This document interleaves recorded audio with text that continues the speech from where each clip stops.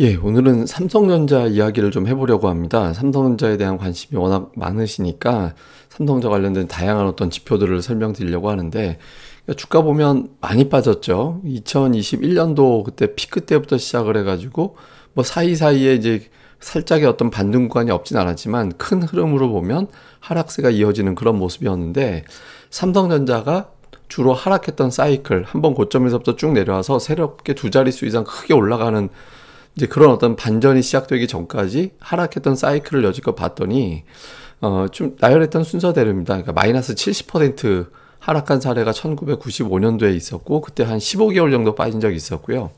이번 사이클이 가장 길었습니다. 일단 2021년도부터 2022년 6월까지 18개월 동안 하락을 했는데, 이건 마무리됐는지는 몰라요. 예, 그 이후에 저점을 또 깨고 내려가면 이거는 18개월, 20개월을 넘어가게 되는 하락이 되는 건데, 어쨌든 역대 하락 사이클 중에서는 가장 긴 기간의 하락이 나왔다. 그리고 역대 가장 큰 폭의 하락이 나왔던 거는 1995년도에 그때 당시에 15개월 동안 마이너스 70% 급락했던 경우가 있었고, 3개월에 끝났던 코로나 국면에서 한 사이클이 3개월에 끝났던 그런 상황도 있었습니다.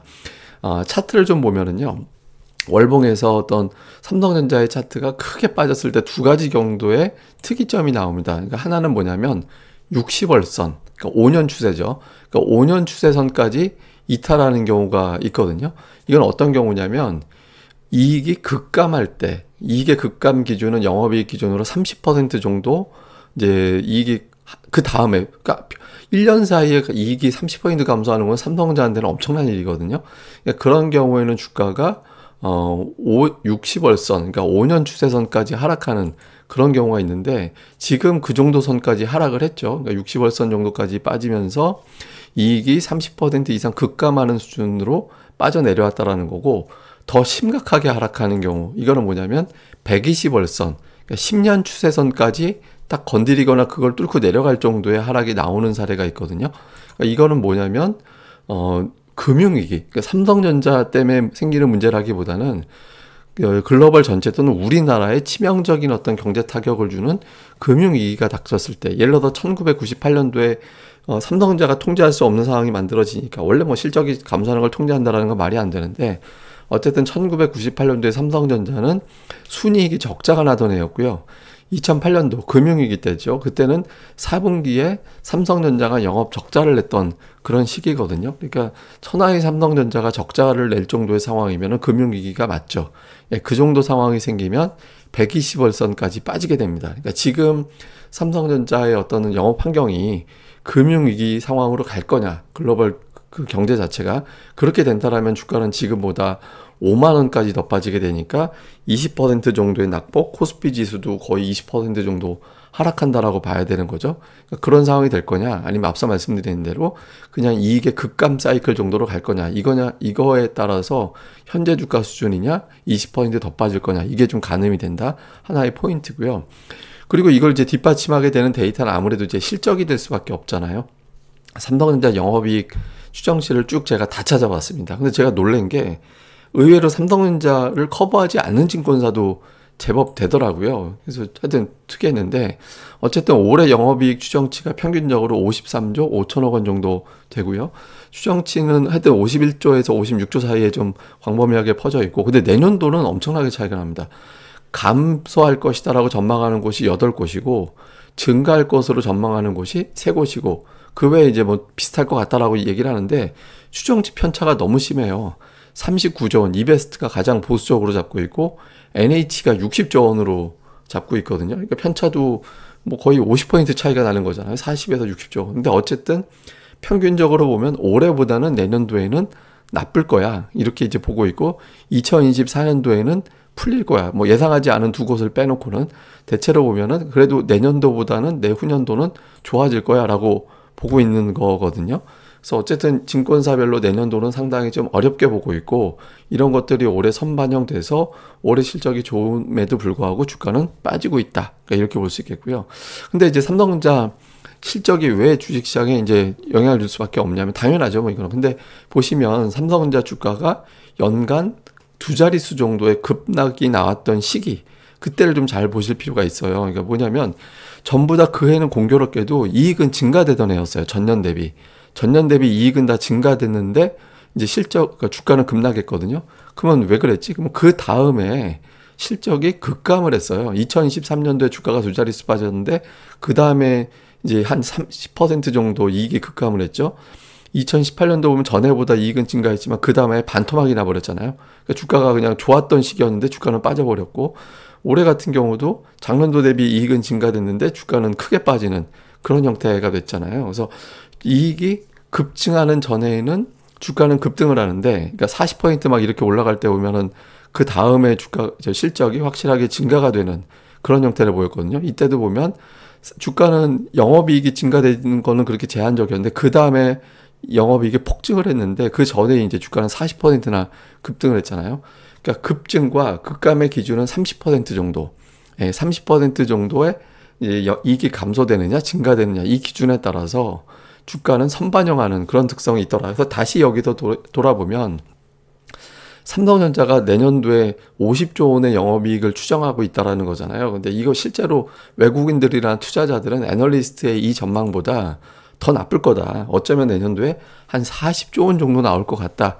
이렇게 추정을 하고 있다라는 거고, 그런 추정치를 주가에서는 반영을 하고 있다라는 겁니다. 그러니까 애널리스트 추정치보다 내년도 이익이 훨씬 더 나쁠 거로 투자자들은 일단 판단을 하고 매도를 집중을 해서 주가가 떨어진 거다. 이렇게 보는 거죠. 말 바꾸면 내년도에 저렇게까지 안 빠지네. 그러면 일정 수준 복원할 가능성도 생기게 되는 거죠. 그러니까 이제 어쨌든 내년도도 중요하지만 2024년도에 회복이 되는 어떤 경제 사이클이 만들어진다라면 내년도 삼성전자는 한 40% 주가가 급등을 하는 상황이 생길 거고, 이두저도 아닌 상황이 생기면 주가는 5% 플러스 마이너스 안에서 좁게 움직이는 그런 형태가 될 가능성이 높습니다. 그래서 어쨌든 이제 내년도 2024년도에 경기가 풀릴 거냐 어떻게 될 거냐 이 부분이 상당히 중요한 주가의 키워드가 되고, 다음에 또 하나는 삼성전자가 10% 이상 하락한 사례들 생각보다 그렇게 안 많았어요. 그러니까 지금 7번밖에 없었어요. 연간 기준, 아까 제가 하락 사이클을 보여드린 거고, 연간 기준으로 두 자릿수 이상 빠진 게 1990년 이후에 7번밖에 없었거든요.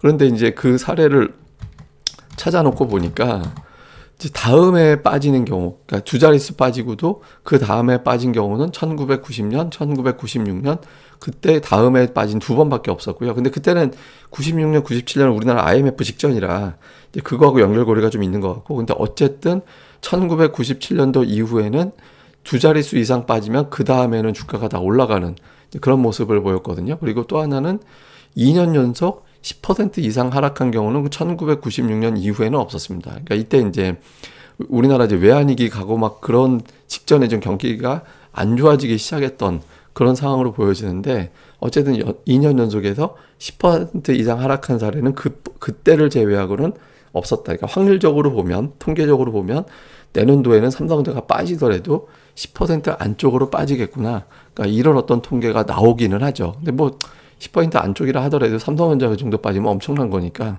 어쨌든 이제 뭐 폭락할 거냐 그 정도보다는 안 빠질 거냐 정도로만 놓고 본다라면 내년도에는 폭락 가능성은 그렇게 높진 않다. 뭐 이렇게 볼 수 있는 데이터죠.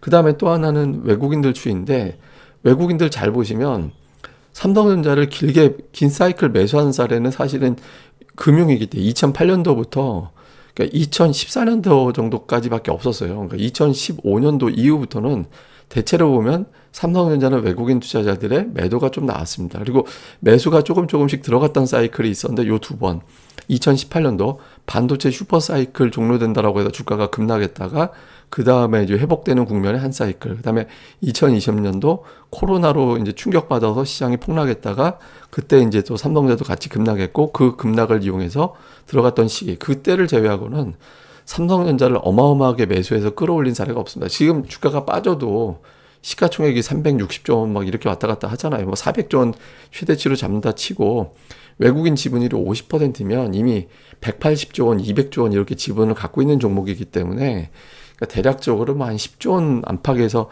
샀다 팔았다 정도가 이제 반복이 되는 거지. 그러니까 어마어마하게 지금부터 긴 기간 동안 매수 사이클로 들어간다? 이렇게 보기는 어렵고, 대체로 한 번 매수 사이클이 들어가면 한 6개월? 뭐 그 정도 매수했다가 또 이제 그 정도 매도했다가 요런 패턴이 좀 반복되더라도, 지금부터 외국인들이 뭐 1년 이상 계속 매수해 줄 거야, 이런 어떤 가능성보다는 현실적으로 한 3개월 또는 6개월 정도 매수 우위를 보여서 그때 주가를 끌어올리면 좋고, 뭐 이렇게 이제 보시는 게 조금 더 현실적일 것 같습니다. 그래서 외국인들의 매매보다는 외국인들이 그 사이클에 매매를 해주고 지수를 받쳐줄 때 종목 장세가 펼쳐진다, 요걸 좀 주목해 보시는 게 맞을 것 같아요.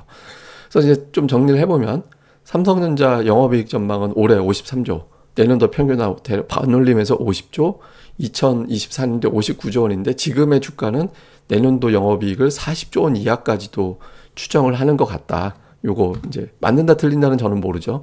그 다음에 이제 차트상 60월선은 이익이 급감하는 정도의 반영, 120월선은 금융위기, 그러니까 향후에 금융위기로 갈 거냐라고 본다라면 삼성전자는 5만 원까지 빠질 가능성이 있고, 60월선 정도로 간다라는 거는 현재에서는 삼성전자의 낙폭은 5% 안쪽, 그러니까 이렇게 된다라고 보는 거죠. 그 기준선. 그 다음에 10% 이상 연속 하락한 거는 1997년도 이후에는 없었다라는 점 하나가 있었고요. 그래서 내년도 이후에 이제 실적 환경, 그러니까 2023년도는 여러 가지로 금리 인상이라든가 이런 것들 때문에 쉽지는 않을 거라고 보여지는데, 근데 만약에 내년도 하반기부터 경기가 풀린다, 그래서 2024년도부터 좋아질 것 같다, 이래 버리면 내년도 이후에 삼성전자 주가는 이제 상당히 주가가 크게 올라갈 가능성이 있는 거고, 그렇지 않더라면 내년 주가는 5% 안쪽에서 움직일 거다. 그러니까 이런 기준을 가지고 지금 시점에서 삼성전자를 살까 보유할까 이렇게 가늠을 해보시면 될 것 같습니다. 그러니까 제가 개인적인 판단을 말씀드리는 수도 있는데, 제가 보기엔 여기서는 여러분들이 이런 데이터들을 자꾸 수시로 변하는 데이터들을 보시는 게 좋을 것 같고요. 증권사 추정치보다 그거보다는 좀 수급이나 그 외에 이제 경제 관련된 징후, 이런 지표들, 이런 것들을 조금 더 집중해 보시는 게 좋을 것 같습니다. 예, 뭐 추가적으로 또 비슷한 자료들이 나오면 제가 또 업데이트 또 해서 내용 전달해 드리도록 하겠습니다. 예, 그리고 이 관련된 텍스트라든가 이런 것들은 카페 네이버에서 고릴라 리서치라고 검색하시면 되고요. 고릴라 리서치 있는 네이버 카페 오시면 제가 이런 내용들 가끔 또 텍스트로도 올려드리니까 많이들 오시고, 또 이제 가입도 부탁드리겠습니다. 네이버에서 고릴라 리서치 검색 부탁드립니다. 감사합니다.